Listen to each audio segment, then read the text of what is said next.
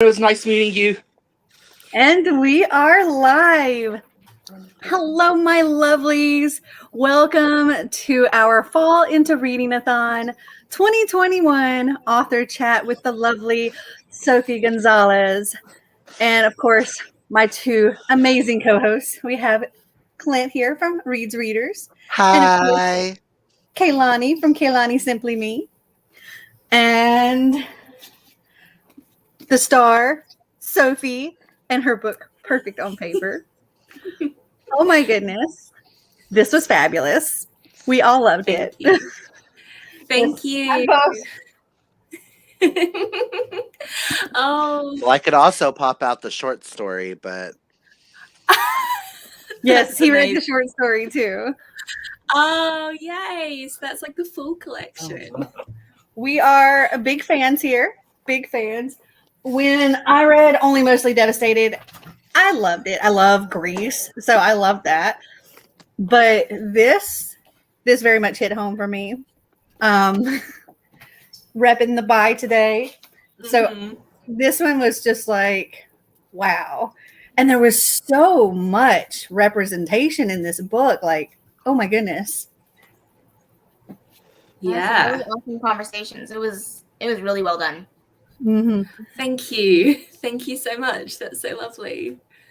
Karina says hello and welcome, Sophie. Amy says hello. Hi. Amanda says hi. Yes, Hi, there was people.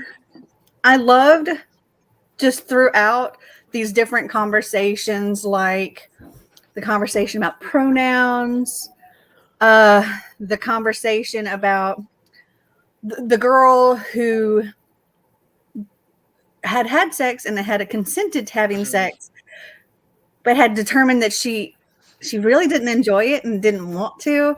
And that conversation about ace and aromantic. And I love that conversation. I love the conversation about the internalized biphobia. It was just, there was so much. So good. It's one of the books that I have noticed that has the best conversations and some of the best representations that I have ever read. Like, there's only one other book that pops in my mind that can match it, which is Felix Ever After, which talks about some deep topics as well. But for a YA novel, this is something that I wish I would have had back in high school. Oh my gosh, same. Even though I'm not bisexual, I'm full-on homosexual. The internalized biphobia conversation that was had in this, I was listening to the audiobook while working and just sobbing because of how personal and how on point that conversation really was, and how anyone who has gone through any type of internalized phobias of any kind would relate to that scene in itself. So Thank you. So I just want to say thank you for scenes like that, because it's going to help so many children and so many of our youth and even adults. Like, I'm going to be recommending both of these to like everybody now. Thank you. And I mean, a comparison to Felix Ever After is like very flattering. So thank you for that. But yeah, you know, that is why we write fiction for young people. Like, I do hope that this book can and will reach the people who do need to be reading it. And it's not just young people.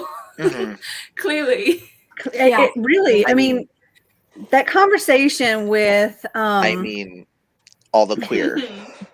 That conversation about her dad and how he's like, oh, you're straight again. Oh, you're a lesbian again. And she's like, no, I'm bi. And just because I like a guy doesn't mean I'm straight now. It just means this is the person that I like right now. Doesn't mean I won't like a girl as well. And it's like, and the comment that her friend made about the her being discriminated against. It'll be easier for her if she's dating a guy, and how it just kind of internally made her wince. Yeah.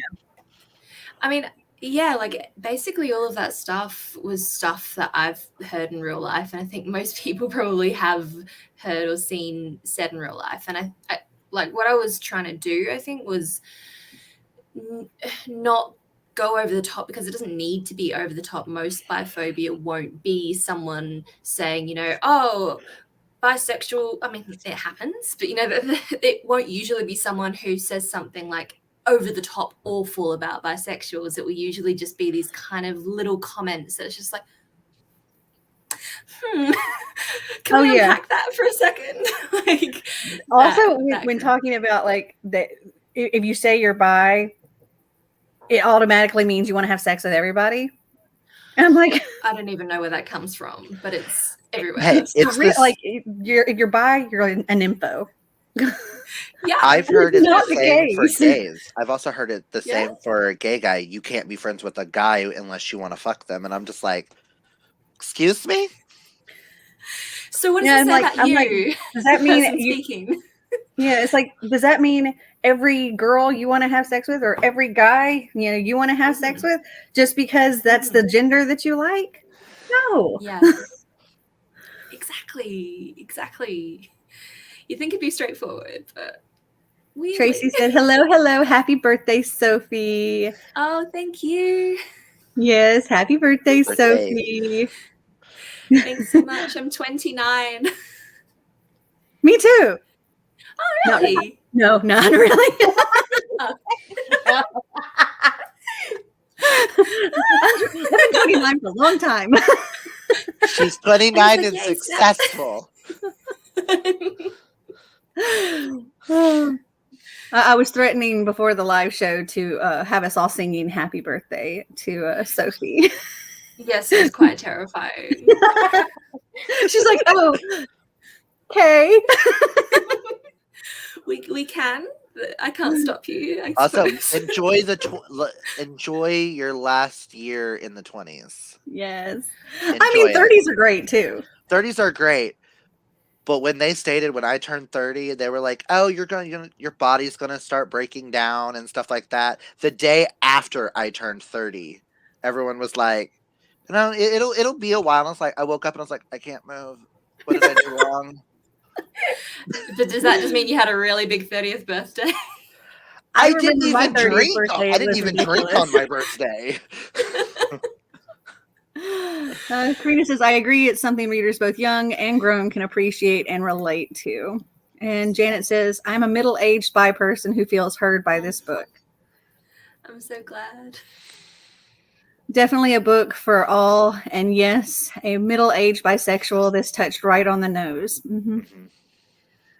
It was, I was going to say, it was unlike any other bi rep book that I've read. Same. It just fully captured it. Well, I mean, we're so relatively young in the grand scheme of things when it comes to representation, not just queer rep, but like any sort of representation in YA, so it is kind of this scenario where a lot of the books that are coming out are still the first of something, the first one that's ever spoken about this one particular topic, or the first one who's spoken about it in this way or through this lens. So, it makes perfect sense that, I mean, most people who aren't currently teenagers just never had these kind of stories, or if they did, they had to kind of look for them online. And, not everyone can, or not everyone knew where to look, or, and even fan fiction hasn't been around for that long in comparison to the grand scheme of things. So, yeah, it's kind of like these books are like fantastic for the kids that can access them now, but they're still a first for so many people. Yeah. I had somebody comment on our Twitter about they're in Australia as well, and they're like, I just loved all the Australian references. And I was like, well, our author is there in Australia. She is Australian. Yes. I love that too. I love the conversation too about how the different dialects or whatever, the ways of speech. How, yeah, in the U.S. we have so many different ways of speaking, even different words for different things, depending on where in the country you are. And it's like that in any country. Not everybody sounds exactly the same. And I like that. Absolutely. Yeah, it was definitely like, I don't know if propaganda is the right word, but I was definitely like going in there and like spreading the word about South Australia, because like I don't think I've ever seen South Australia ever referred to in media. Like even Australian media is usually like Sydney or Melbourne, not Adelaide. So yeah, that was like, I just wanted to get that in there because I'm like, hey, I'm able to like, I've got like a little platform, I've got a little voice, I'm just gonna like tell people this thing that exists in the world. That was fun. And also like, only a few years before I wrote Perfect on Paper, I moved from Adelaide to Melbourne. And the first year there, all I ever heard was like, what's with your accent? Like, what's with the, what do you call this? And, it was kind of like, really funny to like go through all the differences. It's just people notice on the East Coast when you are not from the East Coast, put it that way. I was born and raised most of my life in the South of the United States. So I had a very thick Southern accent, though over the years it kind of faded. And we moved around a lot with my husband. He was in the military. So we lived in New York at one point. We lived in Maryland. We lived in Florida. We lived in California and South Carolina. And all of these places are like, where are you from? They just know. Every delivery person that would come to my house was like, oh my gosh, where are you from? I'm like, and I don't even realize I have an accent until somebody else is talking to me, and I'm like, I sound weird. Yeah, I don't notice that I have an accent either until I get really angry and full-fledged Southern comes out my voice. But the way my Southern comes out, it's like Valley Girl Southern. Because I talk with words like the word like gets thrown out a lot. Yeah. In the middle of me going, y'all just damn stupid and stuff like that. And I'm just like, yeah. Am I going Southern Valley Girl? We need to shut up now. I was going to say earlier that this book, I think, as a person that doesn't identify as somebody in the LGBTQI plus community, but I like to say that I am a rather good ally, and I have a few family members that are, in the community. I think that this is a beautiful book for people like that as well, because you get to learn a little bit more about the experience without feeling like you have to go to those people and have them bring up all of their stuff in order for you to understand what their life is like. And so I think that it's really cool to see a book like this where you learn so much about the LGBTQI plus community and help yourself become a better ally by not saying some of those microaggressions that would hurt somebody else in the community around you, which I think is really, really well done. Thank you.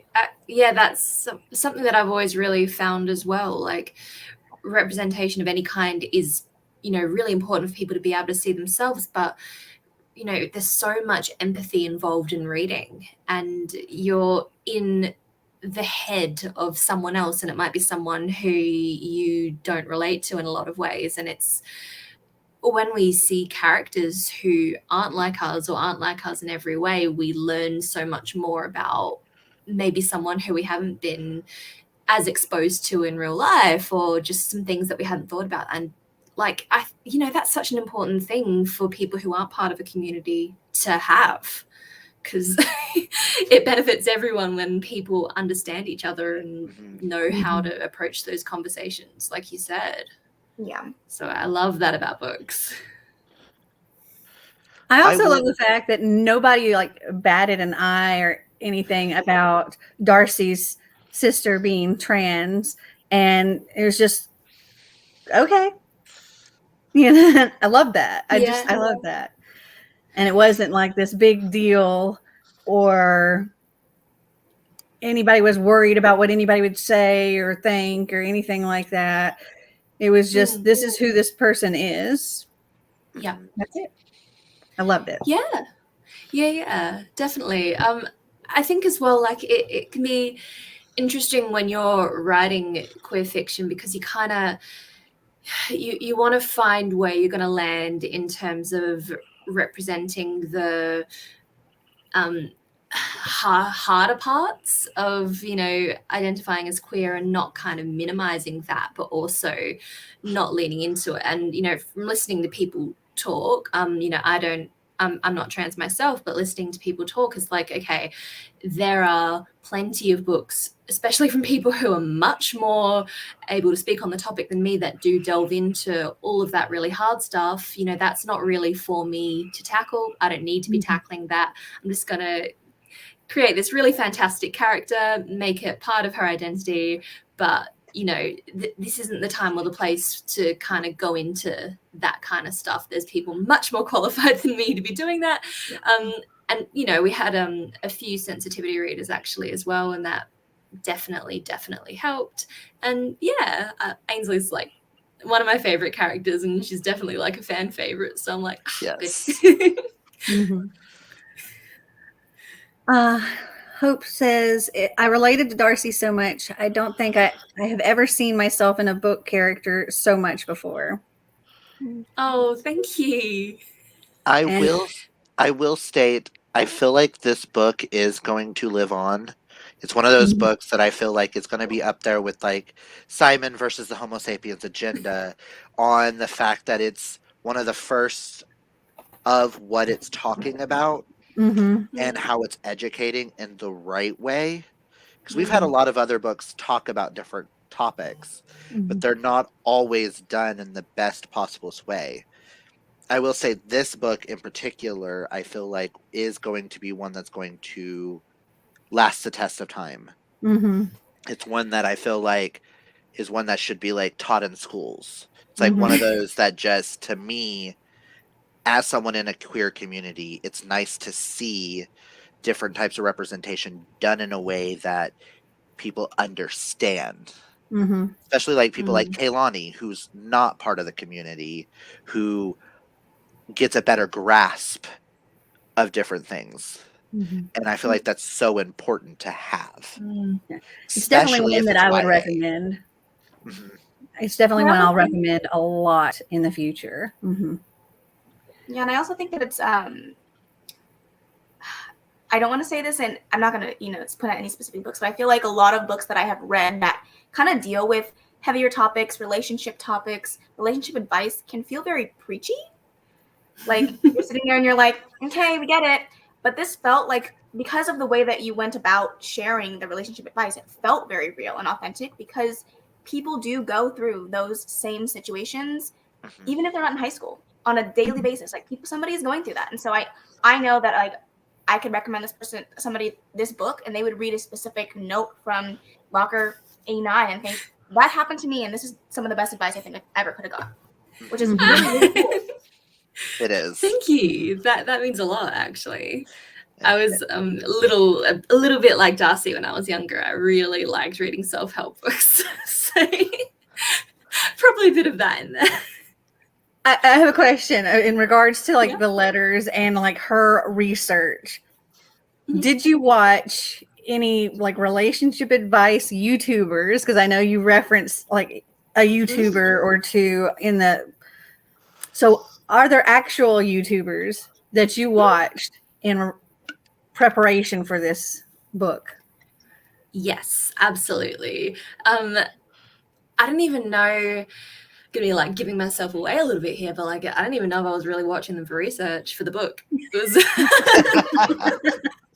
I'm just there watching them. But there's heaps. It's like it's the whole thing on YouTube. Like there's the only one that I can think of off the top of my head, because it has been a few years, is I remember I went through a phase where I watched all of, I think it's called Coach Craig Kenneth, and he I don't know, I was just really captivated by the way that he would explain things. It was just very soothing, and he had his like co-worker, Margaret, and she would always come in and she was like, hey Margaret, and you know, they're telling you things, and it just feels like really comforting to have the same person on the screen all the time going through all these different topics, and you're like, wow, I'd never thought about it like that, but that makes a lot of sense. Like that kind of feeling that I would get listening to people on YouTube or articles as well, like explaining these things that, you know, are keeping me up at night. Like, why am I like this? Why is this happening? You know, just that, like, why am I like this? Just like the validation.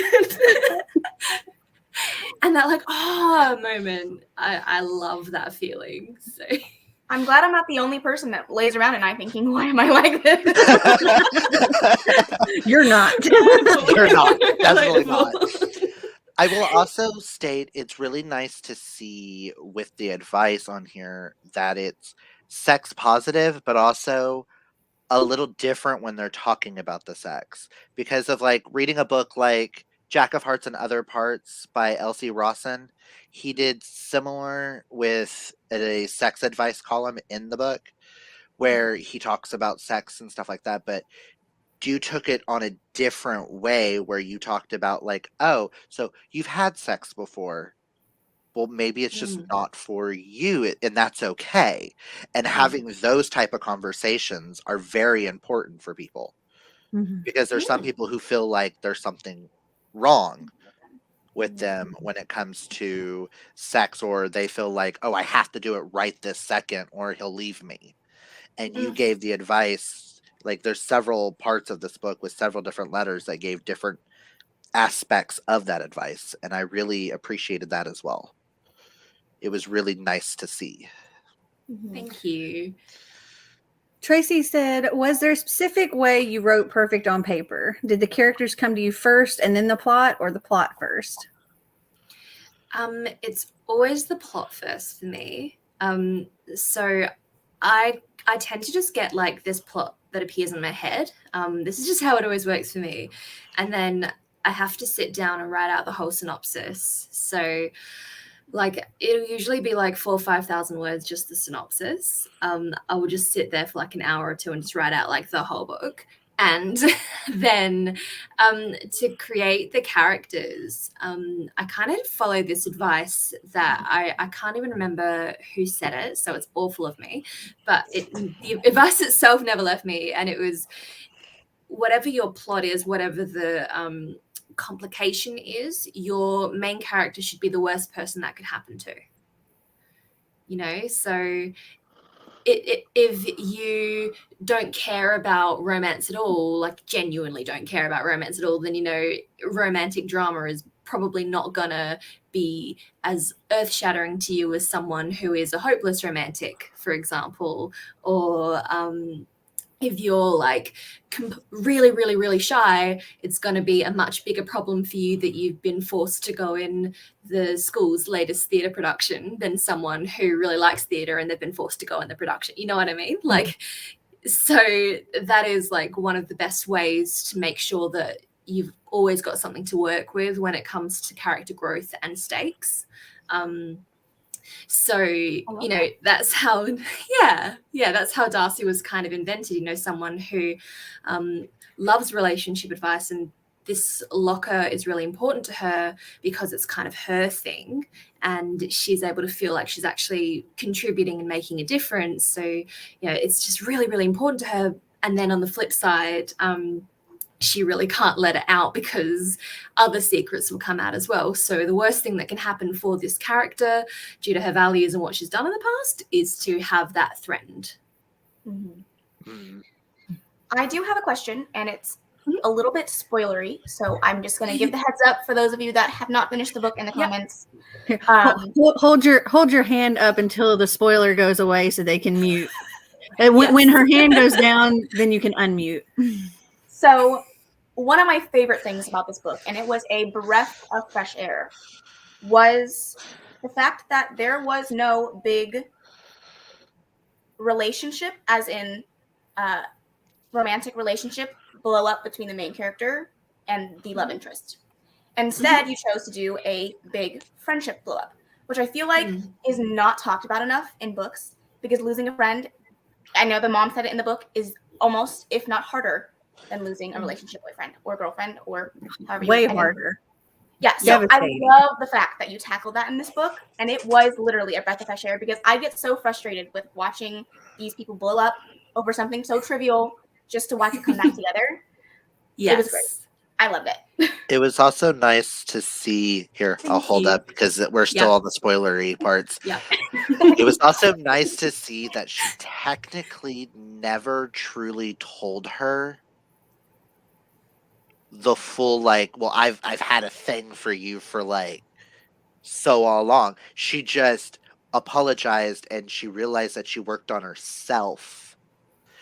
And seeing her make that list of, I did this wrong, I need to work on this. So that was also a fresh love to see. Now I can, y'all, okay, cool. Thank you. Yeah, I mean, I'm gonna keep my hands up. Just let's just say from this point on, it's probably gonna get a little spoilery. Hold on. Fair enough. I'm getting a clip of all of us sitting here holding our hands up. I want to vlog. You want to vlog? Lord, I may have to TikTok this. Holding our hands up for spoilers. On that note, y'all are vlogging. I will TikTok this. Okay, anyways, you were saying, Sophie. Sorry. I was saying that yeah, like when I think about like the biggest drama from my teenage years, it was having a massive fight with your friend, like your best friend, the one who means everything to you.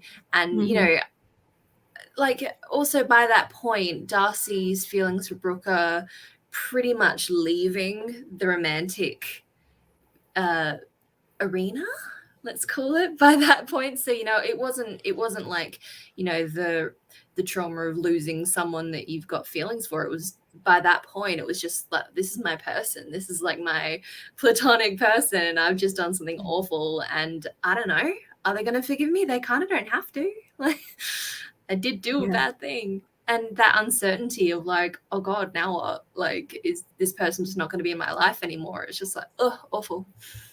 Yeah. I also appreciate the fact that the conversation with her sister about how this is why she's still holding on to Brooke, because she knows that Brooke doesn't feel her that way. So this is a safe person, and she doesn't actually have to actually get involved. She can just long for this person.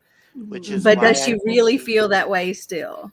Which is why I will be giving this book to a friend of mine who ends up only having crushes on animated characters or gay guys because they will never like her back.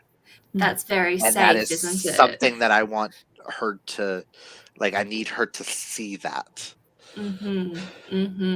Okay, that sounds like a very appropriate book then. Let's see. Are you giving it to her with like the background as to why, or are you just gonna see if she picks up on no, I'm just gonna give it to her and be like, here, this Yeah. is an amazing book, you need to read it, it's amazing. They also talk about ace representation in it, so I know you'll love that, so here you go.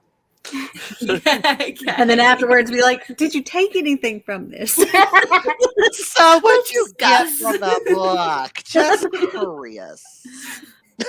Let's see. Karina said, well said. Readers come away more empathetic towards others who live differently to your own realities. Okay. Also, did anything specific lead to you writing Perfect on paper or gave you the idea? Good question. Yeah. So this book, it basically came because when I was submitting Only Mostly Devastated, I had feedback from someone, not someone close to me, just like someone in the publishing industry, that they were like, this is spoilers for Only Mostly Devastated. So okay. Spoilers for Only Mostly Devastated. Oh. Okay, we'll hold this one up. Yeah. It's fine. I'm still gonna read it. Who cares? It's a side character, so it's fine. they kind of said like, oh, like this character Lara, who is bisexual, she, you know, she goes through this whole coming out journey of finding herself, and then it was, I can't remember the exact wording off the top of my head, but it was very negative, like, and then she just throws it all away and settles for a guy kind of thing. And I was like, oh, okay, that's not how I interpreted that storyline. Like, yeah, so, and, you know, at first I was like, you know, did the spiraling thing, like, oh my God, I've betrayed everyone and done something awful. And then, I don't know, I just, the more I thought about it, was like, first I was like, no, I disagree. Like, that was the first stage of processing that I came to. But then I was like, okay, why do you, publishing professional who honestly, you know, knows a lot about LGBT things, you know, I wouldn't expect to say that kind of thing. Why do you have that opinion, and why do you think that that's, you know, appropriate to like throw out there?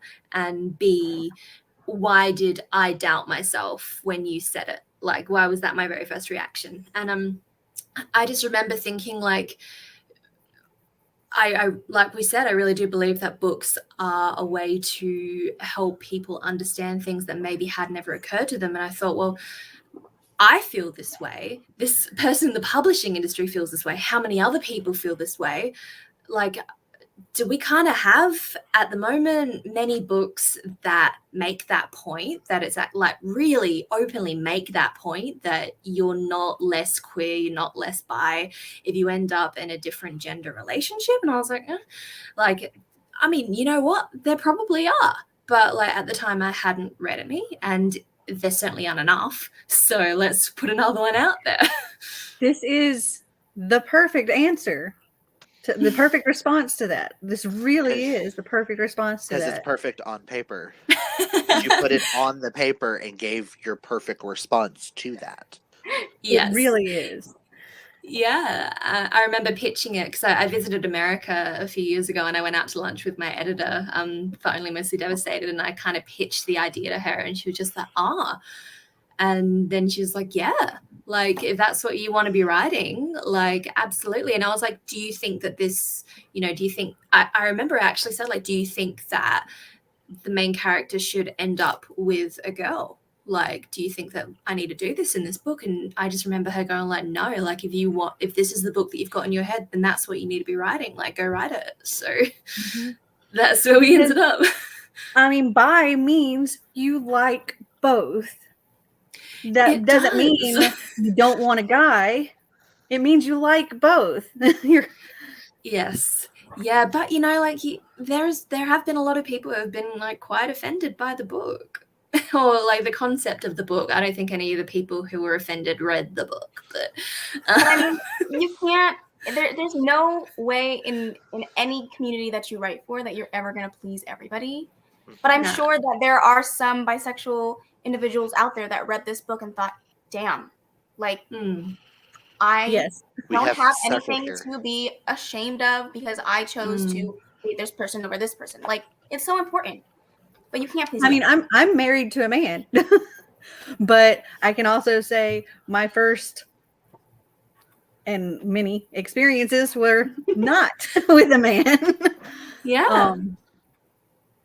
See, and I have also got other friends who are proud and out there bisexuals that are married to men who fight stigma all the time. And I think that's another reason why I think the internalized biphobia hit me so hard, is because I thought of all my friends and what everyone's had to go through, that I like, the ones that I know of that has gone through this, what they have had to go through. And I feel like this is such an important thing to tell, is that side of it, that just because you're with a man does not make you less queer. You're still queer. And granted, the few that have the husbands, we call their husbands their honorary gays, like they're honorary part of us, because they're so supportive of their spouses, and it's just like, y'all are just honorary members of our community. Like, we're just going to accept you because y'all are some of the greatest. My Marty is that. Well, I was watching a TV show recently, and I won't name it so that it's not spoilers, but there was just like a quick line from someone who, like, it was a queer person dating a guy who identified as straight, and they said, like, if you end up with me, you will be in a queer relationship. And like, that was just a very interesting point. I really love that, because, you know, I think that is something, that's a conversation that I've seen happen. Like, hey, you know, a bi person in a relationship is, you know, a queer person in a relationship. Like, it might be a male-female relationship, but that isn't, like, you know, what did someone say? Like, relationships themselves don't have orientations. People in the relationships have orientations. Yeah. I love that. Can I just like quickly say, like, I just want to like rewind real quick, because it was kind of like a throwaway line. When I mention like people being offended by the concept, I'm not referring to like anyone who didn't enjoy the book. Like, that is like literally no issue with people disliking my books. You know, every book in existence has people who dislike it. That's totally different. I was just more referring to like some biphobic conversations that have happened online about just the idea of a male and a female. So yeah. Karina says, I would love to see either of your books adapted to a series or movie. Yes. So would I. But if we do get a show for Only Mostly Devastated, if Olivia Newton-John or John Travolta or one of the actors from Grease does not make a freaking cameo, I swear to God, it'd be one of the I will riot. teachers or something, or one of the parents. Yeah. Like, at least have Frenchie in it. You know, she's in every adaptation of Grease, so might as well have her as like the principal or something. Oh my have her gosh, randomly in it. Yeah, I love that. Or we could get like the High School Musical actors. Yes, just yes. Just like all of them, just the whole cast, but, you know, the Only Mostly Devastated movie, that could work. I'm sure we can make that work. Only Mostly Devastated, the musical. Clint. Tell me more. Oh no, I had a friend who had like a very vivid, really cool ideas for like an Only Mostly Devastated musical that he would love to see happen one day. Listen, I'd be there to see it front row. Me too. So would I. I love musical theater. We all line up together. It would also be kind of cool, because they're talking about for like a Netflix show. It would be kind of cool to see cameos from both in like the similar world. Like, because they go to the same high school or something. They're written in a way where they could be in the same universe. So it would be kind of cool to see Darcy run into like Ollie or Will. It would just be kind of cool. She just like, if one becomes a show, it'd be cool to have another one of the characters pop in, and then they could get their spinoff show, so that both could get a show. That would be amazing. I would love that. Absolutely co-sign. Amy says, I agreed. It would make a great Netflix original movie. I love Netflix YA stuff. Like, also pan behind the screen. By the way, we love Only Mostly Devastated. Thank you so much. Yay. I just wanted to say that I was laughing out loud during the social event scene where Finn got extra faded eating those candies. Oh my gosh. Oh my God, yes. I was rolling, and I kept looking at Sterling going, this is you. I could see you having like this type of a scene right now. And I have had that scene. Me too. I sort of have, but not to that level of extent. No, I just love the fact that he's laying on the carpet face down. I have been there. Sterling has been there. Yeah, no. That America trip that I mentioned, that's where that scene came from. Yeah, my first experience with that was way more than I should have had. way more, and I was like, I'm gonna die. I'm gonna die. Oh my God, it's never gonna. I was like, it's never gonna let go. This is my life now. I started writing people like, I'm freaking out here. What do I do? One of my first, because it's only been recently that I have taken candies. Sterling handed me a bag and was just like, take one of these. I just read the number on the bag and I was like, you trying to kill me? Because it said 300. I was like, you trying to kill me? He's like, that's how much is in the full bag. Each piece is a certain amount. Chill. And I was like, oh, okay. And then later on that night after I took one, I looked at him and was like, are you sure? Because I feel like my heart's about to pop out and I'm about to die. Oh no. What's going on? Oh no. Like all teens need to just be aware that if they're going to go down and partake in gummies, then I didn't want that to come across as preachy. It was just like hey, this legit happens and it takes hours to kick in, and once you have eaten it, you've just got to ride it out. I feel like it takes hours to kick in and even more hours to kick out. I feel like every single person that has done candies, per se, has done that same thing. Where they took one and like, dang, I don't feel it. So they took another. Dang, I still don't feel it. So they took another. And by the end of the night, you're like, I'm living an existential experience. Like, I'm not the same person. You have philosophical conversation. As the first time I ever, I smoked one because my mom made me try it. Because I had really high anxiety and it helped her boyfriend. So she's like, here, try it, see if it helps you. I ended up having, mom still blames the weed. I'm over here I would do this sober, but mom's like, you had philosophical conversations about the importance of Power Rangers on social media and what it's important. And then you came running in here screaming that you wanted Twinkie ice cream. I was like, well, one, I'm sober right now and would have that conversation, and Twinkie ice cream sounds really good. She's but the way you act, because I kept telling her, I was like, it didn't do anything to me, and she's like, no, son, it did.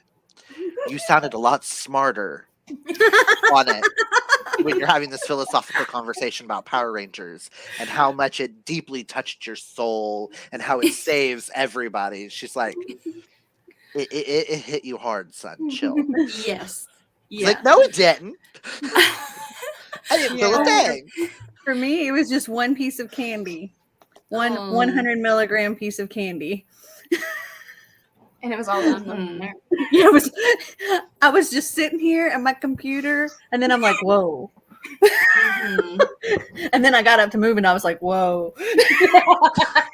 And then I sat back down, I'm like, oh, God. I walked off into the night. I just walked off into the night in LA. I thought I was in Melbourne. Oh, no. That's a terrible place to just walk off into the night. Don't do that. Glad nothing happened. Me too. I found my way home somehow. You were just meandering in the middle of the night? I couldn't steer myself. I kept on ending up on the road. I was like, I would 180 and walk the other direction. It was like, I should not have been out. It was really You're just walking back and forth down the street. I think that was happening for a while. Also, oh my gosh, the time travel that happens is like, it either feels like it's been hours and it's been 7 minutes. Or it feels like it's been 7 minutes and it's been 2 hours. It's so crazy. And it's not the same as being drunk. It's just nothing. It's not the same. And then I cried during the last Q&Q meeting with Darcy feeling validated from her queer peers. Yes. I also cried. Yes. When they were all like, yes, you are queer. It was one particular person that made it so poignant when she agreed. Brooke. I was like, when Brooke. Not Brooke. No, you're talking about Ray. Ray, yeah, I'm talking about Ray. When Ray agreed, it was so poignant that, yes, we don't like each other. We're frenemies or enemies or whatever you want to call it. But I see you. You're valid. And I went, oh, okay, I like you more for Brooke now. Yeah. The existential crisis while exploring the galaxy. And time traveling is accurate. It really is. Listen. Oh, yeah. Yeah, looking at your clock during that is just... It's like, what is time? Yeah, no, time is not actually real. Have you ever spiraled and then looked at your heartbeat? One time I just had too much and I was looking at my heartbeat and I was sitting down with 149 beats per minute. And I was like, I'm going to hyperventilate and die. Also, I have recently found out, don't take one right after you have a huge panic attack. Oh. You would think it would calm you. No. I took it trying to see if it would help calm me. No, it sent me the opposite direction. And I went, and it was only like a 3 milligram. And I felt like I had 100 milligrams. Mm-hmm. And I'm over here like, hi, why is the sky blue? Basically, The sky should be purple. Why is it blue? I was like, whoa. Be safe. Just be safe. Yes. My Be favorite safe. thing about this book is how it normalizes teenage experiences, but also does it in a way that informs and teaches how to do it in a safe way. Yes. Thank you. That's pretty relevant to what we're talking about right now. Because, laughing about these experiences, but, the reason I include them in a book is like, I made a mistake. Mm-hmm. That was bad. But now I have this new knowledge that I, as an adult, didn't have that knowledge, clearly. So it was like, okay, don't do what I did, kids. But yeah, and I can remember being a teenager as well, and I haven't been a teenager in America, so I don't know if there's differences. But there's a lot of drinking in young kids in Australia, whether it's legal or not. It's just a fact; it happens, and when I was in year 11, I genuinely thought that if I wanted to, that drunk was like a place. I didn't know you could get drunker than drunk. I thought you were just not drunk or drunk. Okay. So I thought that if I had like lots and lots and lots and lots and lots to drink, that I would stay drunk for like the whole party that night. Oh. And you know exactly where that's going. It was really bad. Not hospital bad, luckily, but like, oh my gosh, Been close. Been very close back in the high school days. The broken teeth. Yeah. Oh, yeah, the broken teeth. Yes. I got that tidbit from, I was working at a school at the time, and we had like a drug and alcohol person to come in and give a presentation. I was like, I didn't know that, so I put that in the book. Stole it. I mean, you hear it, you use it. No one said you couldn't use it. Yeah, and I'm like, no, that needs to be spread far and wide, not just to this class. That needs to be known. Like that's why we talk about this and why we include it, because like at the end of the day, making it taboo means that information is very hard for kids to find, and they will be doing it whether they have the information on how to do it safely or not.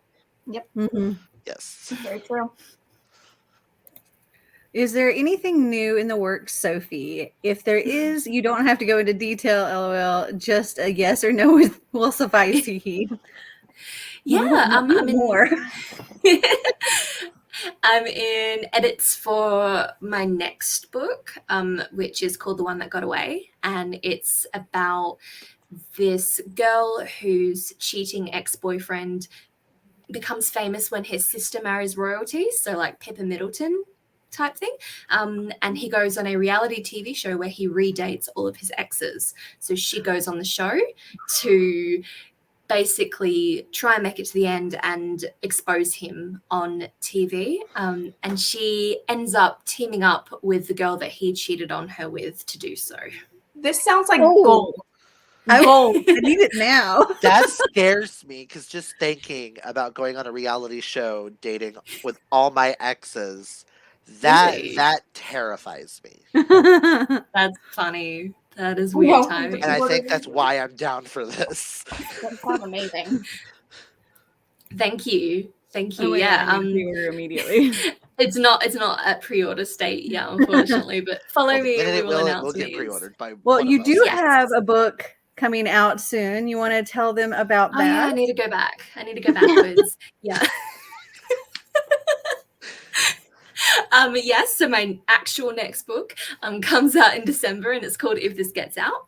I co-wrote it with my friend and author Cale Dietrich, and it is about two boys in America's biggest boy band who end up falling for each other, but soon come to realize that their management team have no intentions of ever letting them tell the world about their relationship. Ooh. And that's not a We've already rom-com. We've already got pre-ordered because And it's Sterling's not a already read it rom-com. and I loved love that it. distinction. Well, yeah, like I think there's been a lot of, because I tend to write rom-coms, it kind of just went down that road. But, you know, Cale and I were like pretty clear that this was like a drama, even though drama is not really a word in books, but it's a drama. Yeah. It's, yeah, like I think the closest category we're able to put it in is like contemporary romance. But yeah, there is comedy in it, but it is not a rom-com. It gets real dark. And I just want like expectations to be set so people don't like. I mean, Only Mostly Devastated got dark enough, and that I still call a rom-com, so just put it that way. And is it still YA? Yes, it is. It's upper YA. Okay. Kind of like in that crossover the way space. Sterling talks about it, I'm like, I need it in my hands this minute because it sounds really good. Thank you.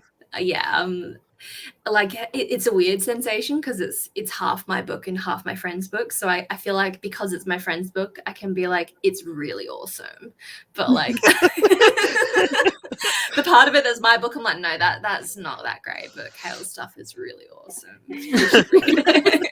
So how did you go about doing this? Was it like you wrote a chapter, he wrote a chapter, or you wrote like a certain perspective, he wrote a certain perspective? Yeah, both.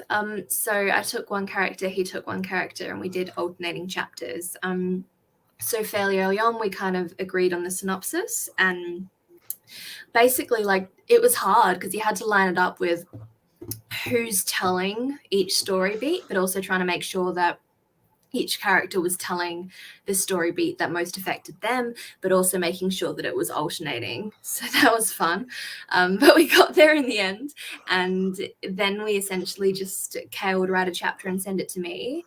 And then I would write the next chapter and send it to him. And we just went back and forth like that for a while. So it was very, very fun because it's kind of like, you know, roughly like what's going to happen in his chapters, but then they come through and it's like, what did he do with it? Like, you know, it's like getting the next installment in your favorite fan fiction.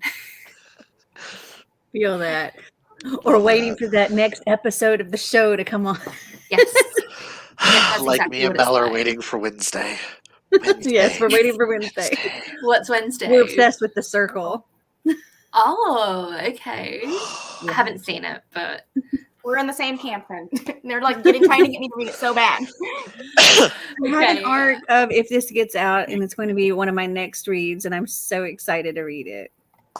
Yay. I hope you like it. You'll have to let us know, Hope, what you think of it. Yes. Would you venture into genres other than contemporary? Yeah, I'm pushing for it real hard. Yep. I'm just gonna put that out there. Yeah. Like I've still got another book after the book that I just spoke about. Like, so I've got three more books, and then kind of like able to change things up potentially. And I have like, genres are weird because it's still technically contemporary, but it's basically like whatever genre you'd call Adam Silvera's They Both Die at the End and More Happy Than Not, like almost going into that sci-fi speculative territory. Yeah. Like that's what the idea that I'm really excited about is.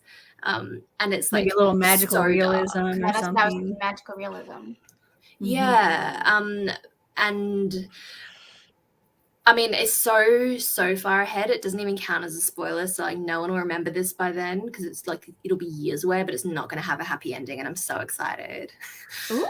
We will remember. I love when books. You probably will.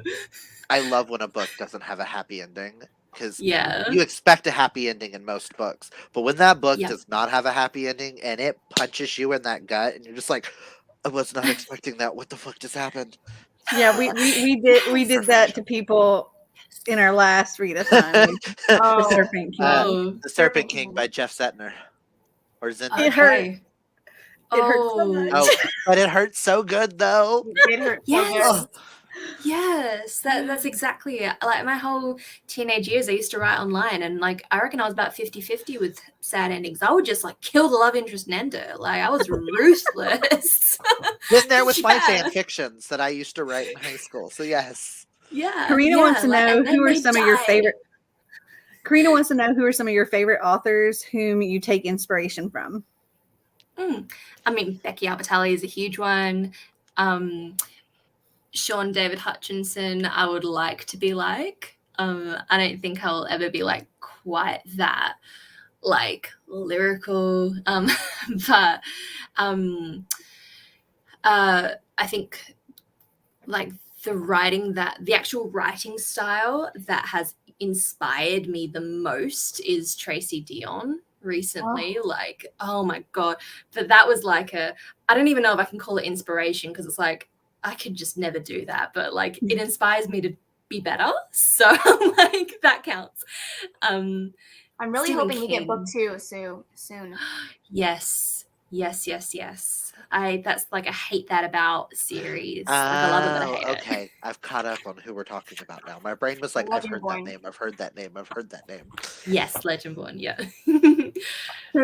Karina wants to know what has been some of your favorite books of the year, because I can never have enough on my TBR. I got my notebook ready. Same. Well, the problem is that I read books like a year and a half in advance. It's been a long time since I've read the 2021 books. But that'll just give us books to pre-order. Yes. Okay. Well, I did read a couple of 2021 books like a year ago that I can remember. Like City Beautiful by Aidan Polidorus. I butchered that. I'm so sorry, Aidan. And We Can't Keep Meeting Like This by Rachel Lynn Solomon. And Primal Animals comes out next year by Julia Lynn Rubin. That is like a horror, sapphic horror. These Deadly Games by Diane. I'm like, who's my friend's name? Diana Urban. It is 3:30 a.m. in my defense. I just got the arc to These Deadly Games, and it's one of my most anticipated reads because I really loved her first one. Yeah, me too. Oh, I cannot wait for that one. Have you ever seen Shut Up and Dance by like the Black Mirror episode? Yes. I told her like as soon as I read it, I was like, that's what this is. And she was like, I haven't seen it. So she needs to see it. But it's there's like a lot of similarities there. It's sorry, Chewy. very, very good. And All That's Left in the World by Eric. What's Eric's last name? Eric J. Brown. I just finished reading that. It is like a post-pandemic dystopian gay story, and it's very good. Okay. It's very good. So okay, I have a question. Those are the books that I've blurbed recently, put it that way. Oh, and Ace of Spades, but that came out like I have it, but it's still good. You need to still read right here. You do? I still need to get it. There it is, book. Yeah, I haven't read it yet though. Oh no, Ace of Spades. Spades, not shades. That's shades. That's in the other room. That's in the other room. That one went in my own hall. I don't have any of my books with me, so I can't hold them up. But so I have a question for you. This is just like a fun. What is your favorite writing snack? Like, what is something that you like to have to munch on, to sip on, whatever, while you're writing? Do you know what Corinthians are? Mm-mm. No. They are like a long wafer straw with chocolate on the inside. Oh yeah. Oh, we have those. Yeah. Those are called. It starts with a P. I don't know what they're called. I know what they look like. I know what you're talking about. We have those too. Yes, we those have. are good. Okay. My husband loves those. Whatever you call them, I love those. And they're like super easy to eat without getting them all over your fingers. So that's definitely a good writing snack. Are you tea or coffee? Neither. Neither. Water then? Oh, Pepsi? So, Pepsi. Soda. Pepsi. Pepsi. Yeah, that's where I get my caffeine. I love it. Okay, another question. I like to ask everybody this. Uh-huh. Is there something that you have to have with you anytime you're writing? We've gotten some very strange answers. Like with this, and I Janella love Angelis, it. like Janella Angelis has like this little bird that she That sits she on clips her on her desk, laptop. that sits on her laptop that has to be there when she writes. So is there Really? anything like that? There's nothing that I need to have with me, but I basically need to be lying down. If that counts. Like so that was going to be another question. Where do you prefer to write? Like in an office, in bed? I'm guessing in bed. Definitely. Usually like on my back with my laptop on my chest, but every now and then we'll mix it up and like kind of like on top of the laptop on the top. With difficulty. It doesn't usually last very long. Wait, no, on my back? No, I can easy, like 8-hour stints, no worries. You just like that. It's fine. Pralines. Yes, pralines. No. Oh, okay. No, pralines are nuts. Pralines are like a little chocolatey cookie thing. I know pralines are a Southern thing. They're not. They are a Southern thing. They are a real Southern thing. Okay. No, they're not called pralines. They're P-I-R-O-U-L-I-N-E. It's the prioline. Prioline. That's the word I was trying to think. That's a word. Okay. They're delicious. Wafer straws, that works. Wafer straws. Yes. I do have a question. Well, not a question. It's a praise. Going back to the book really quick. Okay. Something that I find is very relevant in today's time is the idea of an apology and what you're actually supposed to, your intentions are supposed to be with an apology. And I like how that was talked about in the book. Like, you can apologize, but that person doesn't have to accept your apology or move on from the fact that you've hurt them or done whatever you've done. I think that's really, really interesting, especially in today's like cancel culture and all of that stuff. I think it's very, very prevalent, and I love that we delved into that a little bit because I feel like we don't get enough conversation on that. Yeah, and you know what? That's probably, I think, like the most edited scene in the whole book.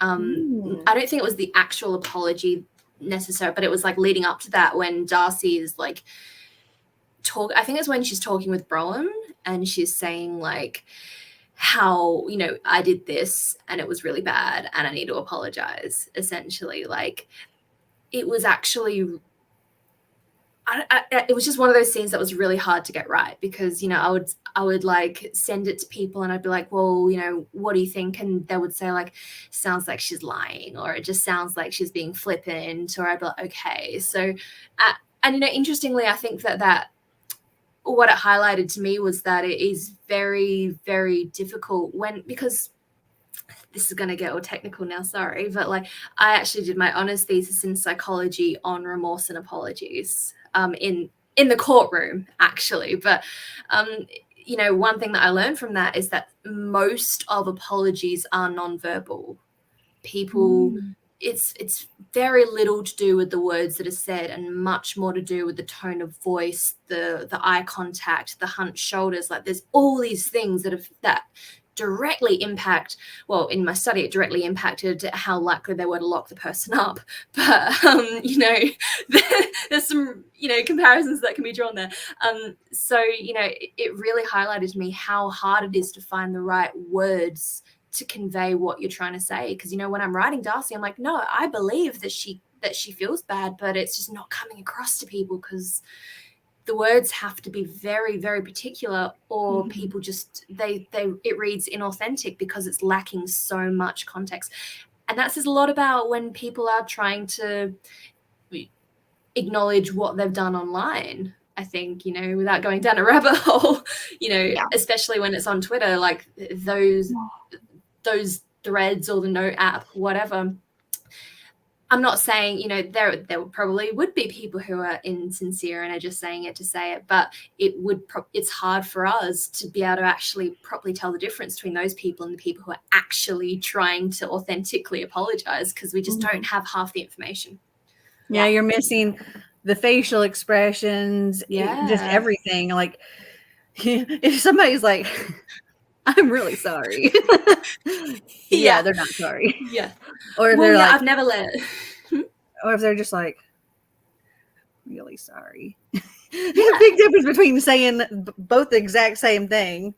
Mm-hmm. You know. Mm-hmm. You'll believe how many years it adds on to the sentence if someone's like, sorry.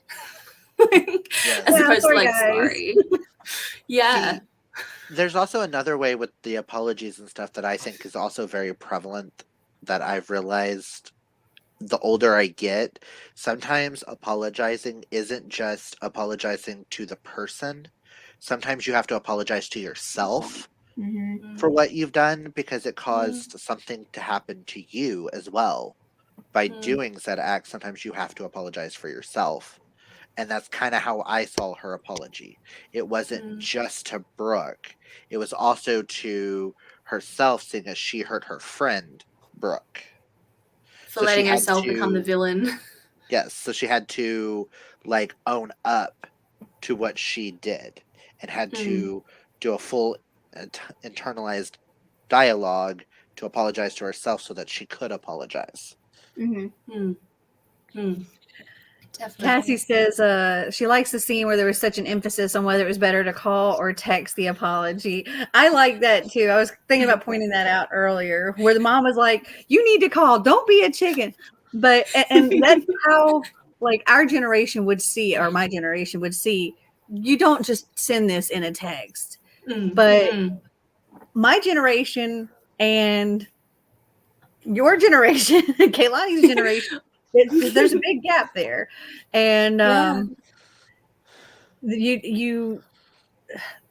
way it would be handled by kids now, the text made the perfect sense and didn't put them on the spot and gave them that time to think about it, and they didn't have to respond right away. Yeah, when the mom was screaming, call her, and I was like, no, send a text first, fill it out, just say, this is what I want, I've done this, take it as you will, I would like to talk to you in person, but here's the opening also, to it. I think that the reason why it was so perfect was that Darcy, like Karina's saying in her comment below, Darcy made the distinction that her friend would be best beneficial to her friend based on the circumstance that she needed a text rather than a call. Like, not for her.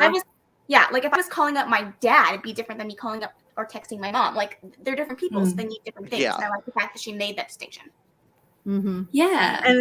And then also that her sister was like, yeah, that was a good call to text. Her sister's also been friends. Her sister's also been friends with Brooke as well. Yes. So it's like her sister, it's better to listen to, no offense to the mom in this situation, because the mom's not there with them and how they've communicated. It's best to listen to the sister in this scenario of, yeah, text was a good that was good of you. I'm thinking now, like, me and my partner, like, a lot of the time when we disagree, we'll say it in person, but when things get really heated, what we usually do is go into different rooms, and then after a while, one of us will just literally open Messenger and just start, like, typing out and it just becomes, we're in the same house, but it becomes a text conversation because it's just a habit we got, because it stops things from spiraling. It's like the emotion gets so removed and you're able to see what they're saying rather than hearing the anger and going into defensive mode. So there's pros and cons. Yeah. And you can like really think out your response. Yes. See your response there. And if you're like me, like, I'm terrible with confrontation. And I just like, I immediately want to cry. And it's so frustrating when you're trying to get a point across, or you're trying to like stand up for whatever, but the waterworks are happening and you don't want them to. So having that just like separation in that case, you're able to control that and not just like as soon as you open your mouth, Because that would be me. Yeah. I would go. I would be ready. I know exactly what I want to say, and open my mouth, and it just.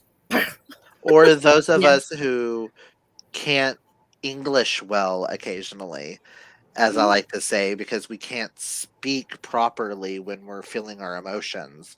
You're under Sometimes pressure. writing it down makes it easier to be like, you're not understanding what I'm saying. Here, I texted it. Mhm. Does that make more sense? Mhm. Type thing. Yeah. Definitely. And also, like, just writing the stuff can be cathartic as well, even if it's not something that you send. Just writing it down can help you by getting it off your chest. I have like these internal dialogues of literally writing a letter in my head. This is what exactly I would say. And my husband, you know, other stuff going on. And I tell my husband, you know, I want to write this letter that says all this. And he's like, you should. And I was like, I wouldn't actually send it, but sometimes it's just really helpful to put it out there, just to have it there. I mean, like with me in the past with some of my drama and stuff that I've had with friendship blow-ups, I've written things down. Like I wrote my former best friend an entire like 10-page letter of all my emotions. Then I just folded it up and burned it. Yeah. Because I was like, he's never going to listen to this. He's not going to understand. So I wrote it. I'm burning it. It's releasing it. We're Laura Deaning it right now. One piece of parenting teenage advice that I was given is that it's better to text your teenager because it takes the pressure off them when they are upset. Yes. And it's just it's a cultural shift, isn't it? Like it's so much more about the text to like go to the kid and be like, "What's up? Let me hug you." And he's like, "Just leave me alone. Just leave me alone. I need a minute." Yep. I'm like, it's so hard for me to just Or there's those of us who do both, who we like to run away and not be touched, and then we get in those moods where we're like, we really want you to come run and hug us, and it's very hard to know. And I want you to predict it correctly every time, please. And we get mad if they don't because we're already upset. Yes, sometimes it's much easier to say things written than vocalizing them due to emotions and without saying things that you might regret later. Don't give me it ends with us flashbacks. I don't need that right now. Hello, Morticia. Oh my goodness. Thank you so much, Sophie. This has been fabulous. Your books are fabulous. We cannot wait for more from you. I'm super excited to read your next book and all your other future books, because both of these have been 5 stars for me. I absolutely 100% adore both of them, but this one is just, I think this is going to be an all-time favorite for me. This is definitely going to be one of my top books of the year for sure. I thank you for writing it. I thank you for joining us, and it was a pleasure chatting with you. Thank you so much. It's been lovely. Yes. Yeah, thank you for doing it at this time as well. Oh, absolutely. To be honest, when we originally suggested the 5 o'clock time for you, was not our normal time. We thought, okay, 5 o'clock p.m. for us would be 7 a.m. for her. So I was like, that's an okay time if she has to wake up at 7 a.m. and do it. And then you're like, that's way too late for me. And I was like, huh? And then when you said 1 p.m., I'm like, that's 3 a.m. That's late. Yes. Well, really early. Yes, but I work in America. That is understandable. And we were happy to work with you. Yes. And again, a happy birthday. Yes, happy birthday. It's still your birthday here in the U.S., so happy birthday. Thank you so much. Thank you. I really appreciate it.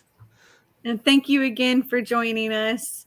And thank all of you for coming and watching and hanging out and asking such amazing questions, and for joining this readathon. We have had a blast, and we can't wait to we're already working on setting up our next one. Already got things lined up, and we're super excited for our next round. So It'll be very different and awesome with what we've got yes. planned. So keep following us on our Twitter at SeasonAthon, and hope you guys enjoyed this video. If you did, give us a big thumbs up. If you're not already following Clint and Kaylani, go follow them. They're linked down in the description below. If you haven't read either of Sophie's books, go out and buy them now. They're amazing. They really are. Until next time, remember to always be completely you. Bye.